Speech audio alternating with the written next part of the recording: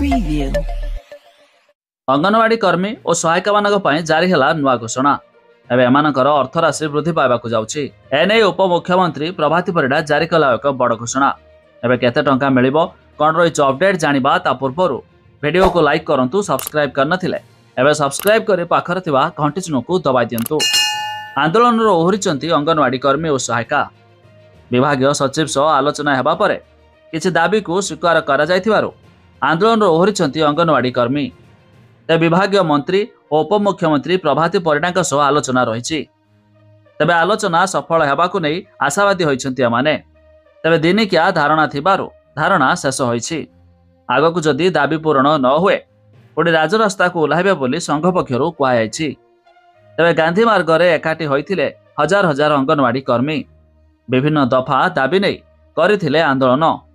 ते मासिक दरमा 10,000 टंकारु वृद्धि करी 18,000 टंका मिलिबा, पिलांको मिलुथिबा खाद्यर टंका बढ़ाइबा, पेंशन लागू सह अवसर समय रे आर्थिक सहायता मिलिबा भली दाबी मध्य करिसंती।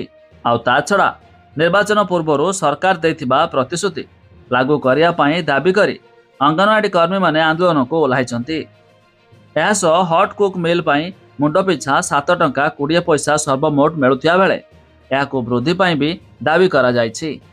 तेबे खूब शीघ्र एमानकर दाबी पूरण हेबा नै उपमुख्यमंत्री प्रभाती परिडा बड़ सूचना जारी करिसंती। एबे एमानकर दरमा 10,000 परिवर्ते 18,000 टंका हेबाकु जाउछि। तेबे आपण माने केउ जिल्लारू वीडियो देखुचंती ता निहाती कमेंट करी जणाइबे।